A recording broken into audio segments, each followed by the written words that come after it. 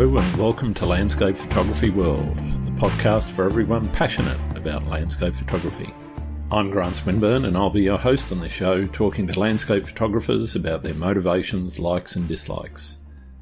This podcast is sponsored by SyncBack Pro, the professional photographer's tool to keep your images safe. How safe are your photographs? Or to put it this way, how would you feel if you permanently lost some or even all of them? The fact is, there are very real risks in storing your digital images on a hard drive, even if they're backed up to an external device. There's ransomware, hardware failure, file corruption, virus infection, and even accidental deletion or destruction. SyncBack Pro makes this problem go away permanently. SyncBack Pro is the professional photographer's tool to back up photographs, images, documents, and data files. Once set up, it keeps your files safe, quietly and reliably in the background. So if problems occur or disaster strikes, you'll have nothing to worry about. Your photographs will be safe. Which is why it's also the backup solution that I use myself for my own photographs. Take advantage of an exclusive 25% discount today by going to www.backup.sg. The software will never expire, meaning your photographs are safe forever. That's www.backup.sg. Give your photographs the protection they deserve. And now, on with the show. Content warning. This podcast includes a discussion of suicidal thoughts, which may be triggering for some listeners. If you or someone you know is struggling with suicidal thoughts, please seek help immediately. Photography and mental health go hand in hand. Today I talk to Andrew Baruffi, who has used the power that nature has to heal, and through photography has enabled healing moments for himself. I won't go into the details here because Andrew tells his story far better than I can in the podcast. Andrew's work draws on the landscapes of Zion National Park and the southwest of the USA, where his journey of healing truly began. We talk about his book, Heal, the culmination of that journey through suicidal depression and anxiety, how he has used his photography to make strides in his recovery, along with a whole lot more. I hope you enjoy the show. Hey, Andrew. Welcome to Landscape Photography World. How are you going? Good. How are you doing, Grant? Yeah, pretty good. Thanks for joining me. It's good to get in touch with you. I've been following you for a bit, and obviously there's been a bit of correspondence around getting together, etc. Why don't you tell us who you are and why you're a landscape photographer? Ooh, it's a long story to unpack, but I'm originally from Southern Utah. I started photography maybe about 2013. Mm-hmm. That's when I first picked up a camera, and then I really didn't get serious with it until about 2015, 2016. At that point in time, I took a trip out to Iceland. You know, it's supposed to be the photographer's paradise, and I came away with images I really wasn't happy with, and I kind of wanted to explore different elements. Sure. And at that time, I was using like a standard zoom and like a nice telephoto, and I was like, I didn't really have an ultra wide lens, and I was like, maybe I'll try some ultra wide stuff. After that, I started exploring the Milky Way a lot, and I really enjoyed like photographing the Milky Way.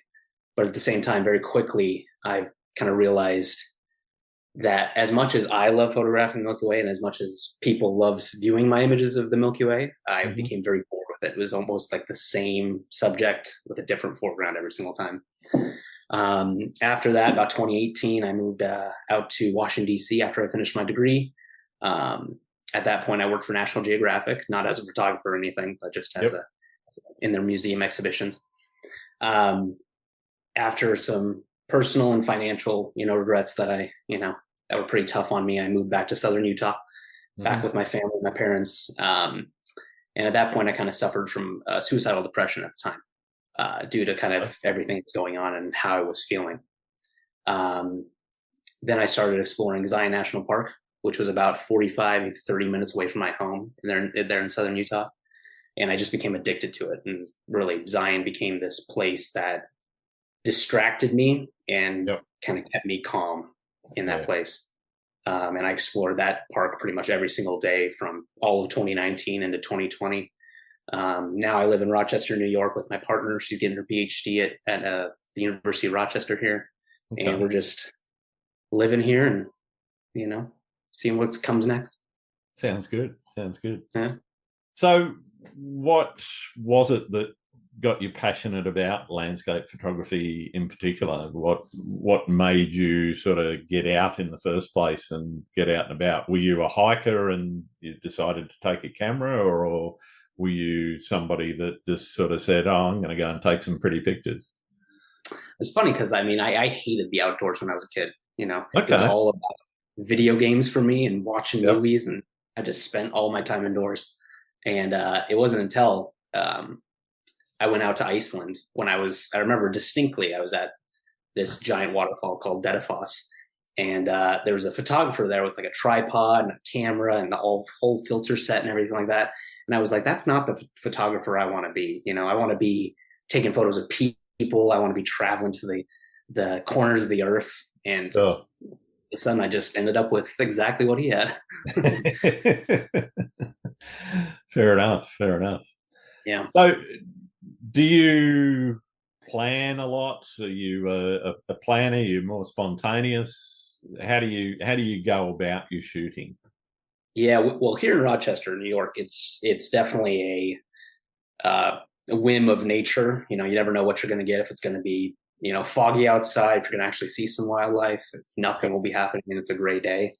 But I usually take 2 trips out to Zion National Park a year. That's in winter and fall. And I just make the most of my time there trying to like build up my portfolio for competitions, for my own portfolio itself. But around here in Rochester, it's a lot more difficult. Yeah, fair enough. Fair enough. Mm-hmm. Do you think it's important to have goals with your photography, and do you have any? Ooh, that's a tough one. Um, well, I just kind of finished a big goal of mine, which was actually releasing my book. Kind of that my book, which is called Heal, kind of chronicles my entire time in Zion National Park Sure. over the course of 2019 into 2020. It's been a wild success so far. I haven't really, I never thought it was going to be this much of a success. I always thought it was going to fail a bit, but I mean, it's a huge goal that I accomplished, and nowadays it's really just doing what I enjoy more so than kind of tailoring my photography for other people. Mm-hmm. So that's been something that was really hard to learn. Okay. Talk to me a bit about that tailoring. What is it that you're doing? I guess that a lot of listeners might not understand about that. Yeah, so like how I talked about like the Milky Way photography, and really a lot of people loved Milky Way photography. Sure, It's sure. something that can really easily make you, a photographer in many people's eyes. And it's Yep. beautiful work, and it's really hard to do good Milky Way photography. Um, but I just fell out of love with it, and I kind of moved towards more what I called intimate scenes at the time, but now I kind of call smaller scenes that are kind Sure. of more abstract. And those scenes really bring me a lot of joy. But I think we're in this time of photography where people are kind of more veering towards abstract and small scenes being more interesting than the grand landscape, which is very interesting to witness. Yeah. Um, yeah. Okay. Yeah, I've got to admit I'm doing a little bit of the same. I'm still trying to hang on to some of the grand landscape stuff as well. Yeah. But yeah, I just enjoy finding those little small things that might even be literally at your feet. I stand on rock platforms a lot, taking seascapes, and Oh, you yeah. look down, and quite often the rocks and what's down at your feet can be quite interesting.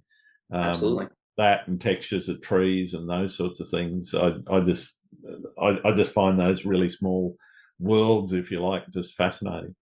What is Yeah. what is it about them that make your engines run, I guess? Well, I think it's not as difficult as something like seascapes or sunsets or sunrises. There's not much like planning that you need to do beforehand in Yep. many ways. It's most like you just show up and then find these scenes if you're lucky. Hmm. And maybe I'm just enjoying kind of the easier approach of that kind of photography. Yeah. Um, yeah. Okay. When did it start to click with you that it was a means of artistic expression as opposed to a means of just recording things that you see? there's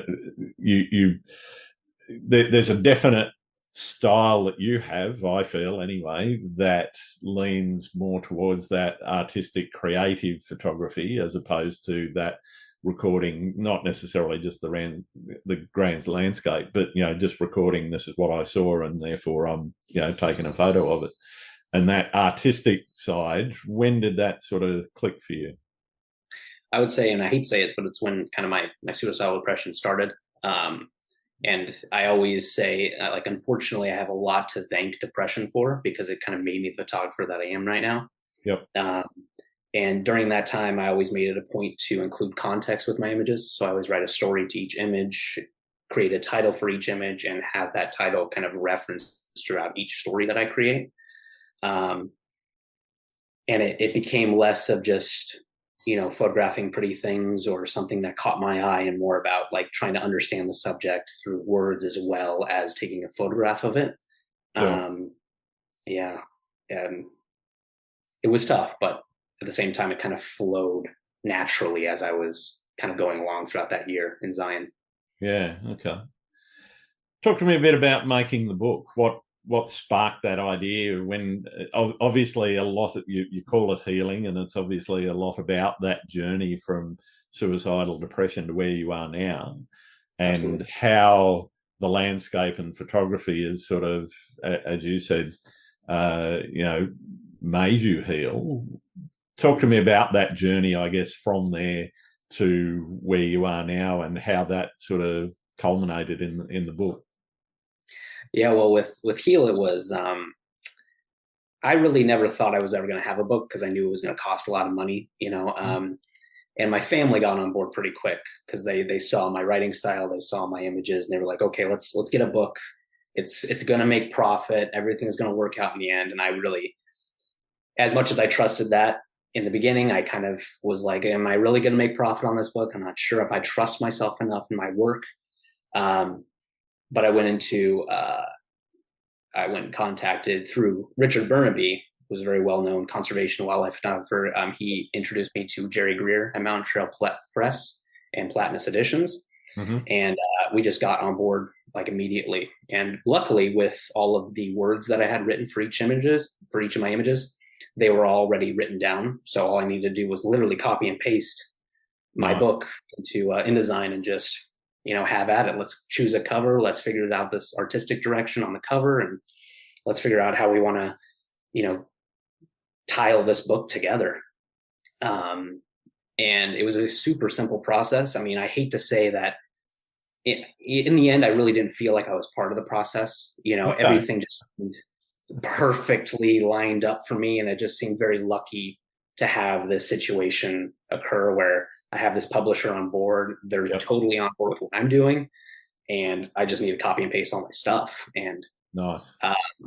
In the end, I mean, I'm super proud of this book, and it's everything I wanted it to be, and everything my family wanted it to be. And once it made profit, that was a huge point. And when it made profit was when Zion National Park themselves, through the Zion Forever Project, which is a nonprofit organization within Zion National Park, they actually bought almost 300 copies of my book and gifted it to their staff. Yeah. As a holiday gift for getting through COVID. And it was incredible, and that was kind of an affirming moment, finally. Oh, fantastic. Yeah. I love to hear stories like that, where somebody's, gone through quite a bit of adversity, and, it's ended up being something, quite successful. It's wonderful to hear. In terms of that personal expression in landscape photography, how do you infuse your own vision and style into your images? What is it that you're sort of trying to do to make those images your own? I would probably say, it wasn't until about 2020, beginning of 2020, when I started taking images of ice in Zion National Park. And the ice in Zion National Park is, at least, there's two parts of the park kind of separated by, the road that winds between it. Mm-hmm. And you have the main canyon, you have the east side. And on the east side, it's much higher elevation. Yep. And the boulders within that main wash of the east side, the ice that forms in those kind of corridors is just like some sort of ice that just doesn't occur anywhere else. And it's just this beautiful, specific type of ice. It's hard to explain, but it's very concentric lines around boulders and just beautiful movement. And I really kind of got my start with that ice. And I found that it was something that both I loved a lot and something that people also loved to see. Because as much as I want to be that one photographer that's just like, I just want to shoot for myself and I want to enjoy my photos for myself, I always want to please other people as well. I mean, that's part and parcel of being an artist, I think. But totally. And why would you share it otherwise, you know? Exactly. But that ice on the east side, that just changed my life, you know. Yeah. You mentioned sort of getting a bit sick and tired of the Milky Way, and I get where you're coming from. I've also spoken to astrophotographers that are still absolutely fascinated, mainly to get, I guess, in places where nobody else goes to try and get those unique shots. Mm-hmm. How do you stay motivated to experiment with new ideas and techniques in what you're doing now? I guess, I mean, I've become obsessed with a place where, I mean, I'm sure a lot of photographers have come obsessed to local places around them and certain places that they want to keep revisiting. Mm-hmm. And Zion is my place. And that's just, as much as I do the same routine every single time I go on a trip, I always seem to find new things, new ways of working. But those new ways of working are always centered around places I've been a lot. And I have a very, you know, huge wealth of knowledge of. And I just, it's almost like building upon my portfolio in these places constantly over and over and over again. Yep. Not that I'm making better work, but I'm just experimenting more with what I've already known and what I want to kind of accomplish in the future. Sure. In terms of that experimentation, obviously that comes with setbacks and failures. Mm-hmm. You know, how do you use that experimentation, I guess, to push the boundaries of your creation or creativity? And how do you learn from those failures and setbacks? Yeah, well, when I was starting out, I mean, kind of going throughout my entire trip or my entire kind of first experience in Zion, I never really felt discouraged because I was just really, I mean, having a camera in my hand was just keeping me alive, you know, not wanting to drive my car off a cliff or put a bullet through my head. And at that point in time, it wasn't, you know, the failures, it's almost like failure didn't really become a thing. Like no matter what I was doing, even if I was failing as an image, I was just creating something unique, something interesting. And living another day, which was, it was hard, you know, looking back on it, it's really hard, but in that moment, it's just, failure isn't really a thing. It's really hard to describe, you know. It's more like everything's just a little success, you know. Yeah. Any distraction will make you through. Yeah. Okay.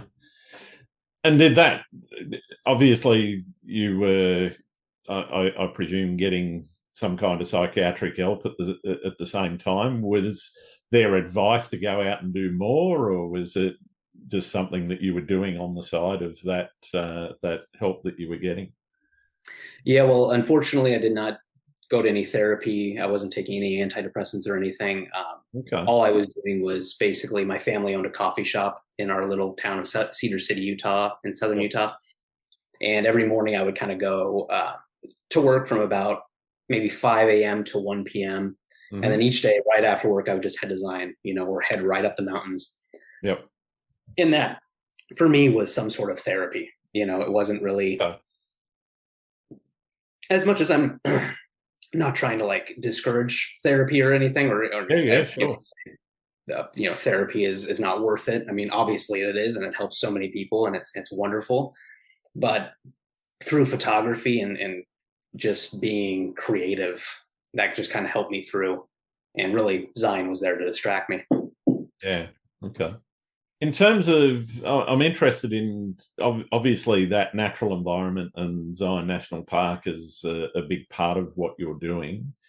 how do you balance the desire to capture those unique and interesting images with the need to sort of respect and minimize your impact on the natural environment? Is that something that you're conscious of and thinking about all the time, or is it just something that you just naturally do? Yeah, so with Zion, it's definitely being plagued by kind of, I would say, it's hard to say over visitation because these places do need to be visited, in order for the park Yeah, to make. yeah, But vandalism and the building of recreational cairns is a constant issue in Zion, and I try and do my part of at least reporting vandalism to park rangers, or kicking down every single cairn I can find within the park because they are just a menace. But at the same time, it's the type of work I'm doing. I hate to say it's in the more traveled places. I try and find those small little nooks within places like, even the East Side Washes is it's a place that anybody can jump into sure. and find. But I'm just trying to find the details with them in those places without going too remote, or trying to, tell people about kind of the hidden places around Zion. Yeah. Just experiencing what anyone can experience when they visit the park, but just taking a closer look, more detailed look with the ground below my feet. Yeah, great.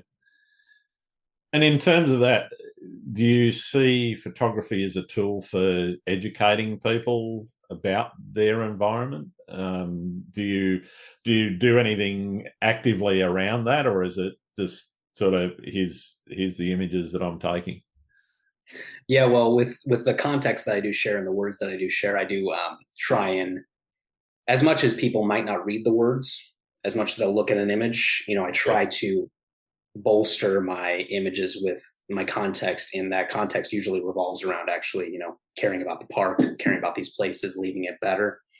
As well as that, a rather well-known photograph within this book and of mine is actually an image of kind of a slab of sandstone there in Zion National Park, and I spent about an hour collecting a bunch of trash within the washes of the east side.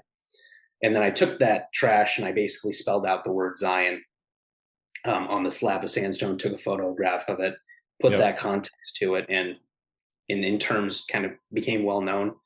The park itself has shared that photograph, and it's gotten some sort of traction with some kind of outdoor stewardship accounts on Instagram. So there's something being done there, but it's really hard to base my entire photography off of, Yeah, I'm not. Yeah. Not absolutely. Yeah. Yeah. But it's a tough one though. Yeah. Yeah.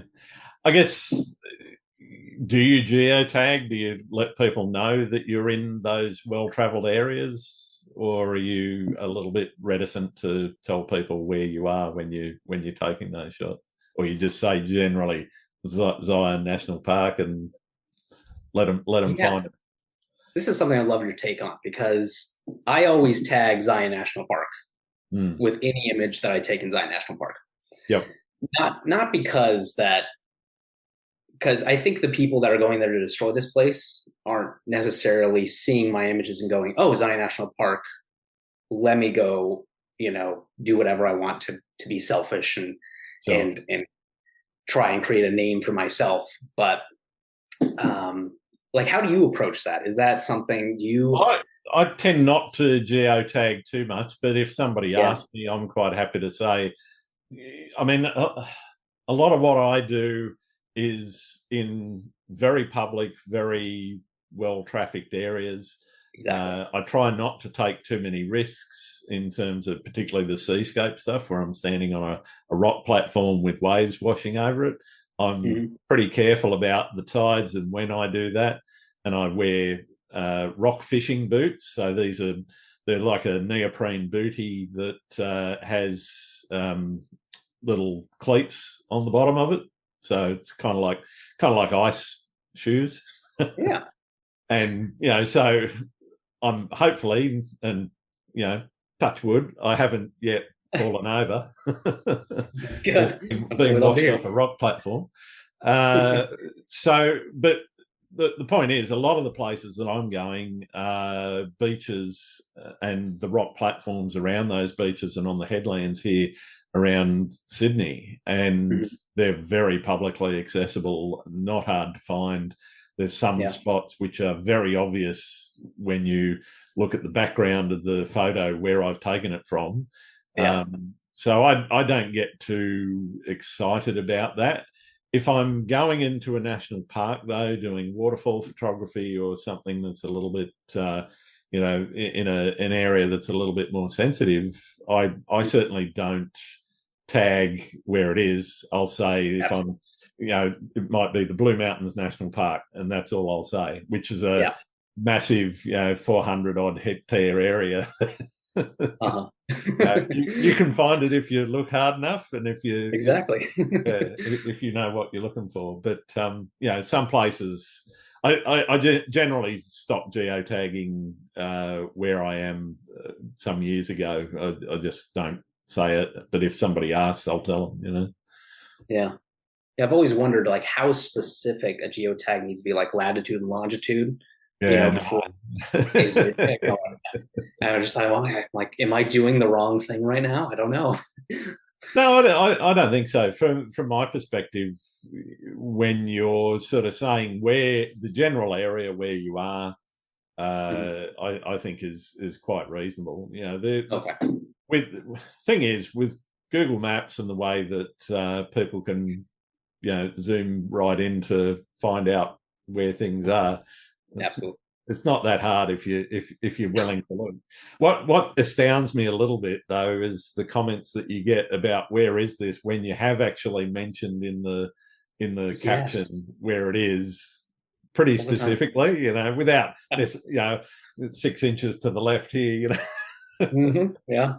but All the and time. people will ask you where was this, and you go, well, read the Well, caption. find it for yourself. Uh, anyway, it's I think as a general rule, though, I think, as you said, that over trafficked or over visited areas, it is a challenging thing. And I Absolutely. know in the US, I know Zion and a couple of others, they use ticketing and permits and Mhm. so forth to sort of try and put some controls. So far, that hasn't happened here yet. Um, Gotcha. if you're going into a national park, yes, there's a fee that you can buy an annual pass, which I've got, or you can pay at the gate as you go in, unless you're going in when there's nobody there, and then you don't pay. So it's a little bit more free and less restrictive here. But I think a lot of people, in general, do respect the landscape.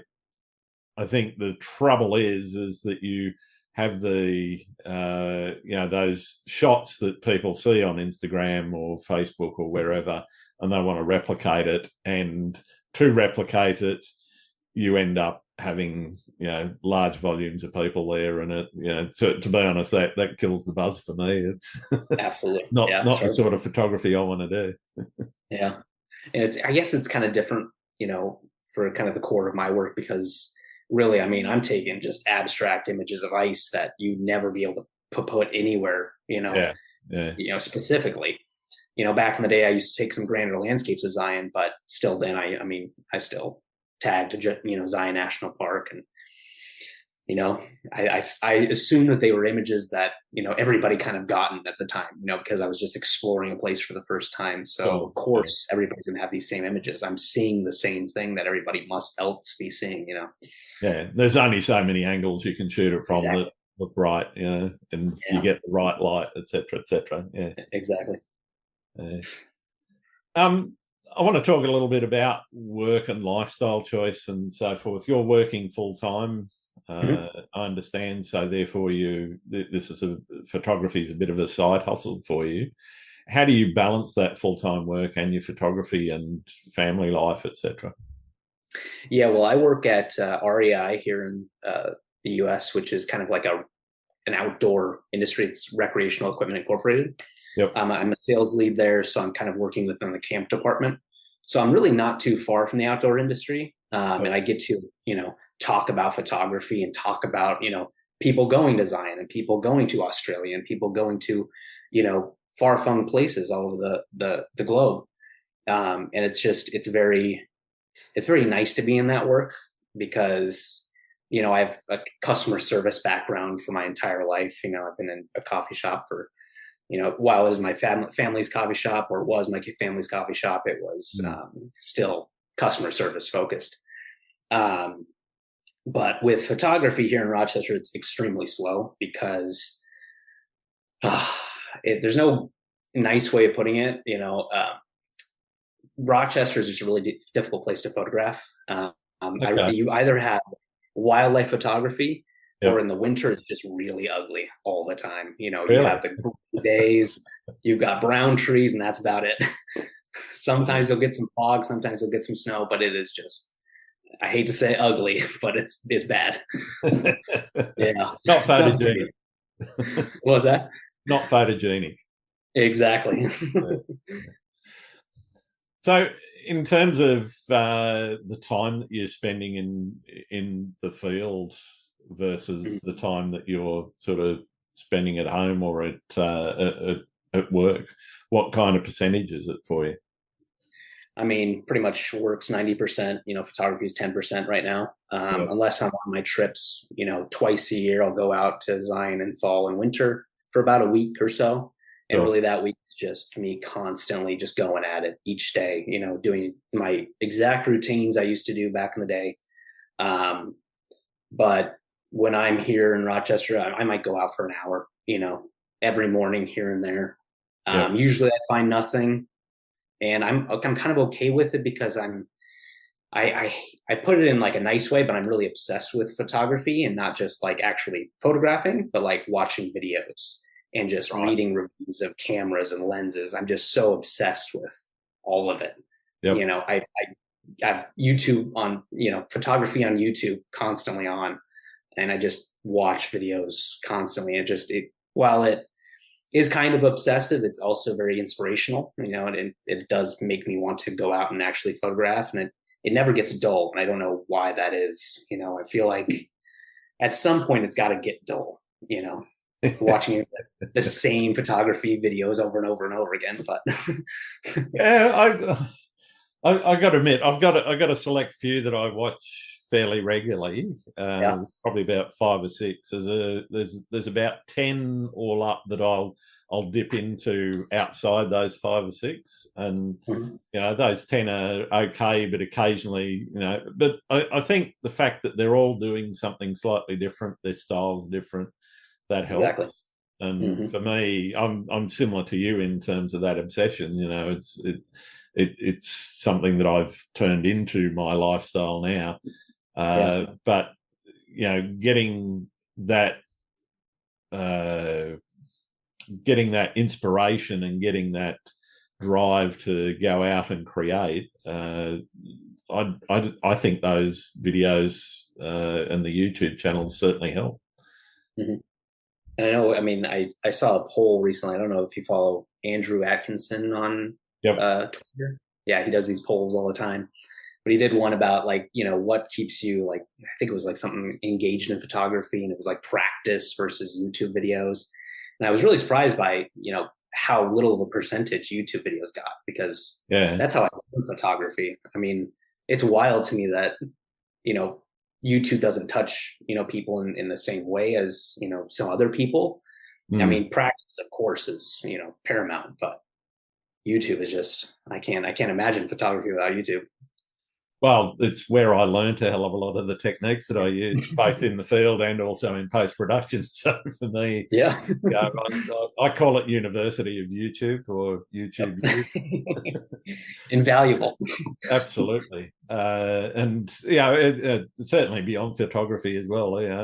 I've learned a lot from,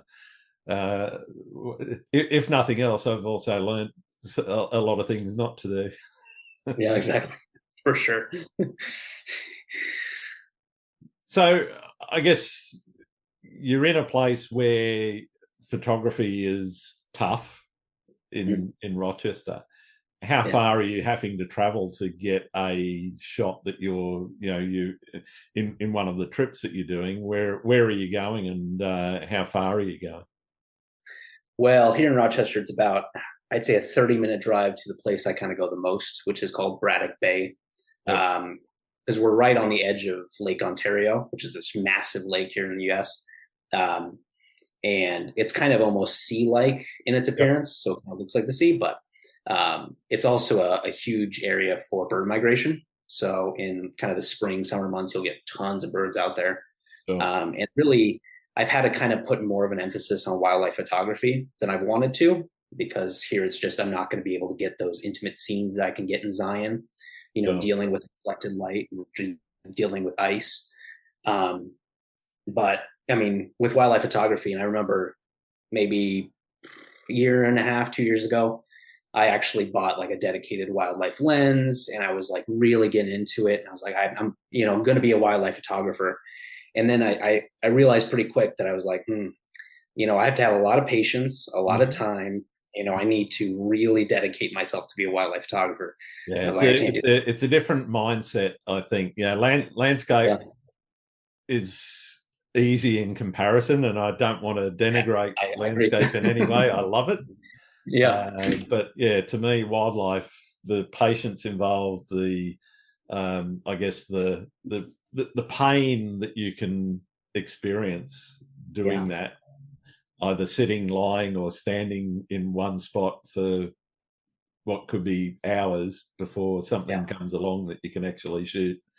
It is a very different mindset. Yeah, I mean, even a park close by, I met a fox that I was just enamored with for months, and I would spend 4 hours at a time just waiting there for a fox, hoping. And then at that time, I was thinking, well, what kind of image am I actually going to get of this fox? And is this going to be a contest winning, photograph of a fox? Yep. And I think that's what's kind of plagued my mindset now, is just every photograph kind of has to be contest winning, and it's less of an exploration, more of a, let's just try and get the best possible photo. And I think that's kind of where I need to take a step back from that, because that's just not ever going to be good for my photography. It's not realistic. Yeah, absolutely. So not sure how to do it. I mean, luckily I've taken a step back from wildlife photography. I've got a whole new kit now, but I still want to keep it centered to what I do, because I do love photographing animals. I think that thrill of the chase is still something that just you can't really experience in landscape photography to the same extent. I mean, yes, there will be some thrill of chasing conditions, chasing light, but chasing wildlife is like a whole different kind of beast, really. Definitely. In terms of you shooting, are you shooting alone, or do you like to shoot with friends? Do you go out with friends much? Oof, I'm always alone. I'm definitely an introvert for photography. And as much as I'm an introvert, I'm really not good at talking about myself as well. So it's always, even going to podcasts and stuff, I'm always like, well, I don't know if I can do this. I don't know if I can talk about myself. You're doing okay. Thank you. Appreciate it. But especially when photographing with people, and many times I do avoid people, at all costs, Okay. Even if some photographers that want to meet up, months down the road, I might not ever see them again, because I'm just afraid of, that social interaction. And also I'm really afraid of photographing the same thing that they're photographing, which is why I've never really taken part in workshops or anything like that. Yeah, I get fascinated by the variation that you see. Yeah. You got 5 photographers standing within, let's say, a 10-meter radius, and they're all going to come away with something different, even though they're shooting almost exactly the same thing. I've found anyway. They've got their own take and their own style. Maybe it's just some of the people that I've shot with, but what I've seen is I'm just wowed by the variation you get. Interesting. Yeah, I mean, the most recent one that I had was, I kind of told somebody about, hey, I'm visiting Zion. How should I explore Zion? What should I do? And I gave them information on what to do. I gave them very broad information, but they were very similar photographer in terms of me and them. And we kind of met up after the fact of photographing within the park, and they came away with very similar images to mine. I was like, well, I mean, I can't use those images. Those are images that they have as well. I mean, these are not contest winning images, you know, that I need to have to fulfill my mind space of photography. So it's tough. It's tough with people in photography for me. Yeah. Why contests? What is it about contests that gets your creative juices flowing, I guess? I think it's the where contests are kind of going right now. I mean, I do focus on the contests that are more kind of geared towards let's look at the more intimate, smaller landscapes rather than focusing on grand vistas, which, I mean, natural, I can't remember the name of it, NLPA, Natural Landscape Photography Awards, Annual Photography Awards, the Landscape Photography World Awards. Both kind of put an emphasis on that. And what I really enjoyed about that was, you know, like seeing all these small scenes for once being celebrated. It's kind of the next thing I need to go to. You know, I've kind of made somewhat of a name for myself in photography with my book and with, you know, some sort of a following on Instagram, though it's not many, it's something. And now it's kind of like going to contests, you know, even, you know, being a judge for a contest is what I think is just like the top tier thing you can do as a photographer. Okay.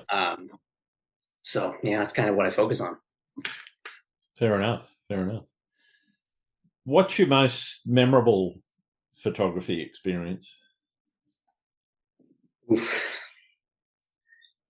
I'm actually staring at a photo right now of a great blue heron that I shot in Zion. I titled Self.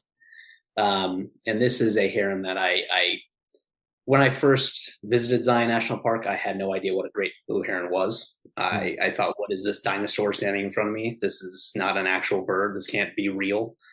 And in Zion National Park, I've counted maybe 2 blue herons that exist within the whole park. Here in Rochester, you can throw a rock and probably find a heron, you know, somewhere flying away from that rock. But, you know, with this image that I'm looking at, I mean, I got within about 15 feet of this heron, you know, and it was completely calm with me, you know, the entire time. And over this course of time, you know, this heron kind of became my friend. I always felt like I noticed, you know, this heron would notice me and kind of recognize me over time after every single photograph I took of it. And I'll never forget this moment. And I wish I could really just show the audience this photo, but it's titled Self. You can see it on my website. But it's just this beautiful reflected light behind this great blue heron that's just sitting there, very calm and somber. And just sitting there in that moment, not even taking the photograph, but just being in the presence of that bird was just phenomenal. Just a phenomenal experience. One I'll never forget. What about horror stories? Have you had any real failures out in the field? Surprisingly, no. Okay. In terms of like creative, of course, you know, there's always a ton of images. Yeah, we always didn't pull the focus quite right, or didn't didn't frame it right, or get the composition wanted. Yeah. But in terms of like my camera gear failing, that never happened. I mean, I hate to plug Canon gear, but it's just phenomenal. I mean, I shoot Fujifilm now, but I've killed a couple of Canons. Yeah, that's impressive. They're tanks. Yeah, well, they don't like seawater. Oh, I can imagine. Yeah, you see, I've never had to deal with seawater before, so maybe one day. It's not so much the water itself; it's the salt afterwards. That's always the killer. Corrosion. Yeah. Yeah, but it's funny because, and you know, I hate to harp on depression and everything like that, but it's really essential to who I am as a person. Back in that time, I wasn't really afraid of, you know, falling off a cliff or anything like that, because I was actively trying to go out and experiencing moments like that, to be that close to death. not in some, prideful way, but just in a way that I'm just trying to, you know, feel a little closer to death in a Yeah. just a very strange way. It's hard to comprehend, looking back on it. So, as much as I was trying to, you know, and I remember, speeding through the mountain passes at 80 miles an hour on icy roads and just, whatever, who cares what happens to me? Yeah. Getting that close to a cliff, trying to shoot this, tree on the edge of the sandstone walls. And yet in those moments, I never really had a failure or taken a bad slip or taken a bad fall. So yeah, it's tough, but that depression really did. I don't want to say prevented those horror stories, I guess. Yeah. Okay. What do you think the practice of photography has taught you about nature? Ooh, that nature is fleeting, probably more than anything. And I mean, we all know about fleeting light and fleeting conditions. Yep. But it's amazing, and really with the types of scenes I really like to photograph, which is ice scenes. They can change in about 10 minutes. Once direct sunlight hits those scenes, they're gone. Yeah. And it's really kind of made me think about and it's tough because I can never go back in time and experience every single year in Zion. Seeing how the ice was in the park every single day. Yeah. It just always constantly makes me think that what if I was here 5 years ago? What would the ice look like then? What photograph didn't I get at that time? I guess in some ways it's taught me regret, but it's kind of a pretty irrational regret more than anything. Sure. Interested to talk to you a bit about the process for your landscape photography. Was it get out, get the tripod set up, take your time, find a composition? What was going through your mind when you were actually, setting up prior to and then taking the shots? Yeah, so I mean, for the most part, it was anything that caught my eye. I mean, that's kind of a cliche within photography, but at the same time, it's very important to photograph what catches your eye. Otherwise, you're going to miss it. But I learned at the time. I mean, I was watching tons of YouTube videos, and as I mentioned about Iceland, and seeing that photographer with the tripod and the camera and the filters, and not wanting to be that photographer. Yep. For the rest of my life, turning into that photographer.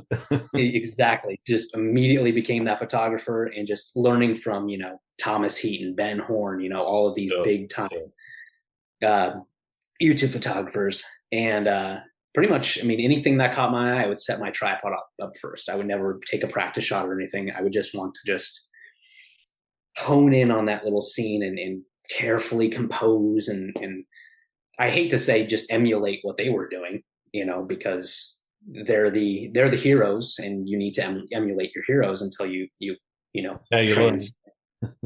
Exactly, until you learn. But yeah, that was basically my process, and just taking it slow, and not trying to rush nature, I guess, not trying to rush my time zone. So you got the shot. Are you the type of photographer that just gets the camera home, straight on the computer, get into editing, or do you let things gestate and marinate for a bit? I'm kind of like in between.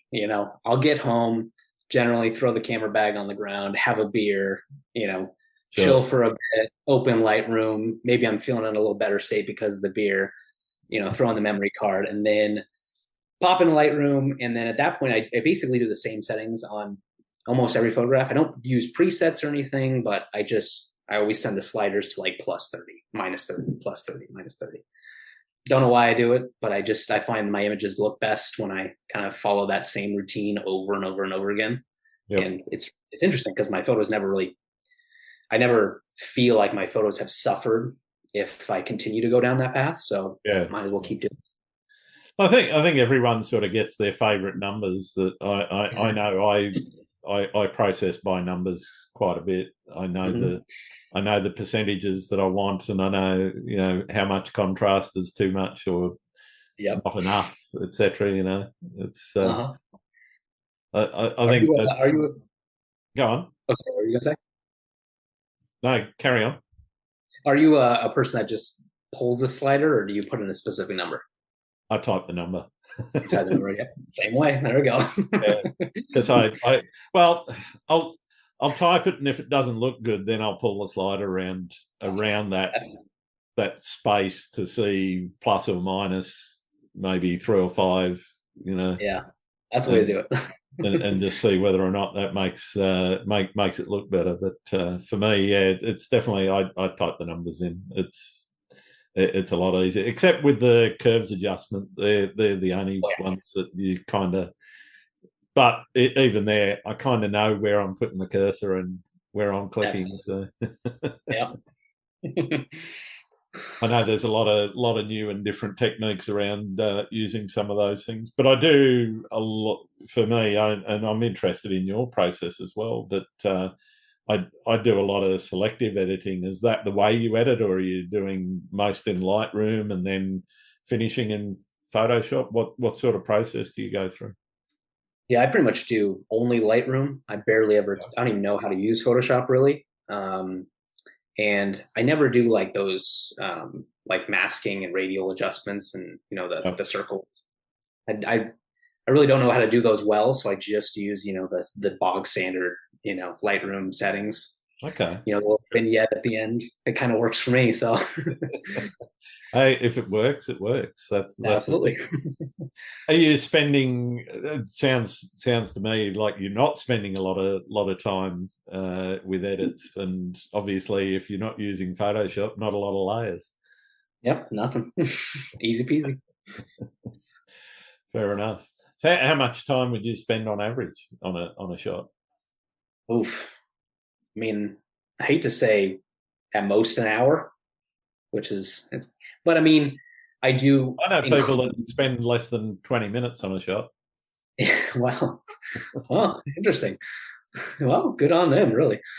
Uh, but I spend kind of equal amount of time on the images I do the words, and it's honestly if I get a good story, it's almost like the image doesn't need to matter as much, which sounds awful for a photographer, but Yeah.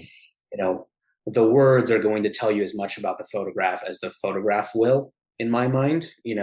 People always say what's the thing, a photograph can give you is worth 10,000 words or something like that. Yeah. I Yeah. don't know the saying, but I always think that the words matter as much. And it kind of gives you more context to the image that is lost with just a single image. Yeah. In terms of printing, obviously you've done the book. Do Mhm. you print any prints for your walls or for other people, etc.? I do, yes. And it's funny because I saw I think a Twitter post on this, or tweet is what they're called, I guess, um, where someone was like, is your house filled with photographs of your own work, or is it filled with photographs of somebody else's work? And it's very interesting to see like all the people that did not fill their houses with their own work. It's like Yeah. I have like photographs everywhere of my stuff because Yeah. I enjoy what I do. But I print quite a lot. Yeah.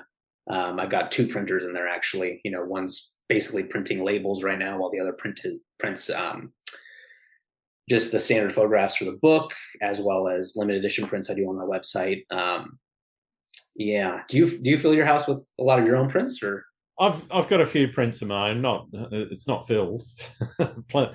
Plenty of blank spaces to Yes. fill. But I do also buy others' work, and from my perspective, I think that in its own way sort of helps me as an inspiration. It's something, and it's when I buy something, a piece from another artist, it's really about, okay, that's an amazing inspirational image that I want to have on the wall. That's the reason why I do it. The prints that I do for home, in a lot of cases, have been test prints to Same you way. know to see how that will work. Okay, yes, I've got the colours right, I've got the shading right, I've got everything where I want tonally, Yeah. and yep, okay, that's good enough. let's see it in a frame, stick it on the wall. 3 months later, it might come down and be replaced with another one. Exactly. Yeah.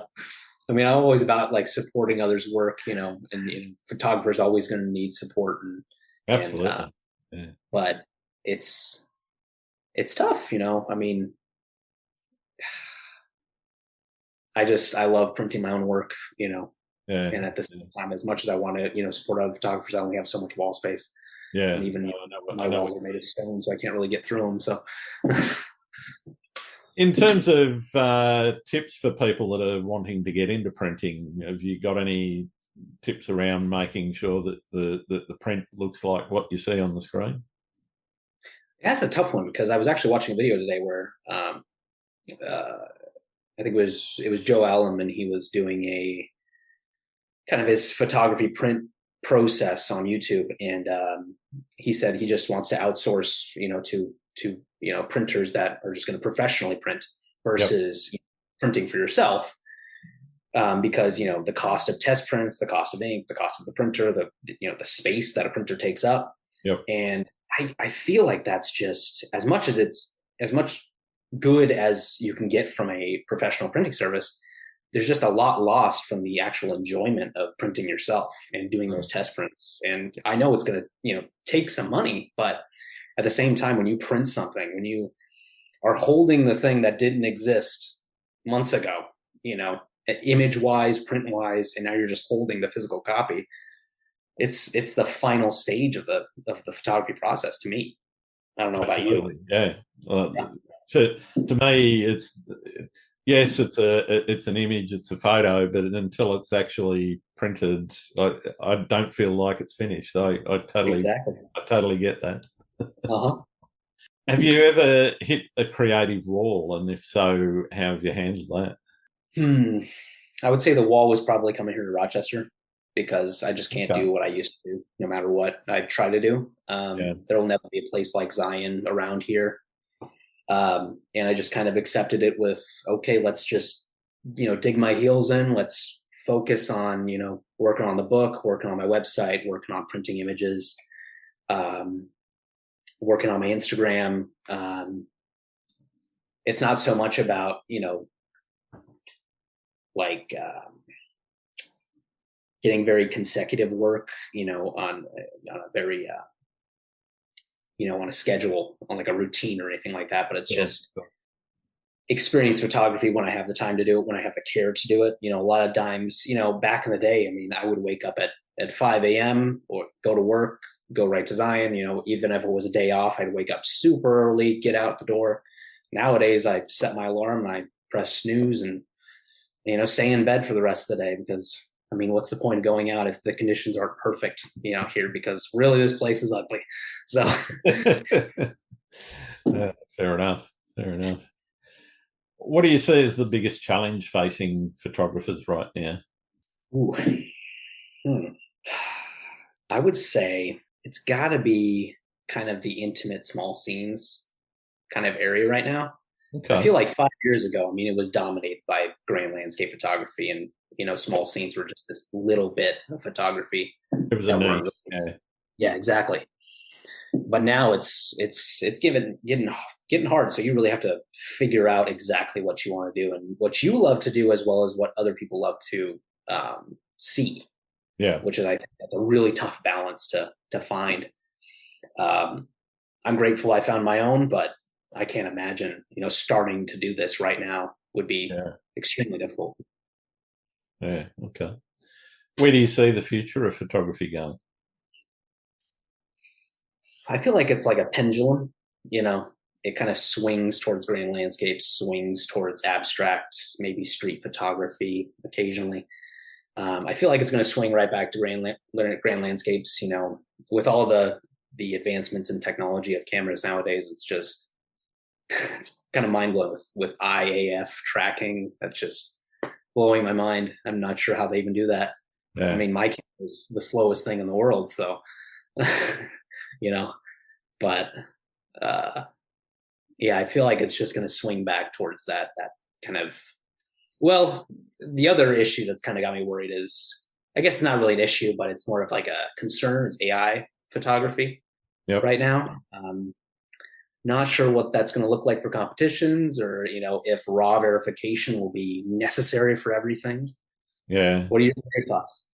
Uh, I don't think it'll stop people going out and being creative. Mm-hmm. And it might stop some people from, you know, doing what they would naturally do anyway. But from my perspective, it's probably going to have an impact on commercial photography first and foremost. Yeah. The ability for an organization or a marketing executive or whatever to type in a few words about what he wants and Yep. kind of come up with something that is pretty close to that concept. If nothing else, he's cut out that concept art initiation and he could hand that to his creative director and say, okay, this is kind of what I want. Thanks. To a as the technology moves forward, as the marketing space realizes what that means for their industry, I think it's going to change quite significantly. And I can see a time where you could have even a still or maybe a video image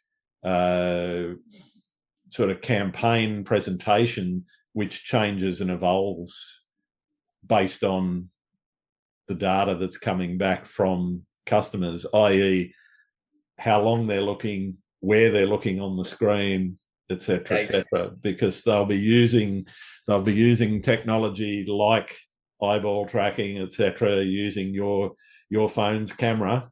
Mm-hmm. Yeah.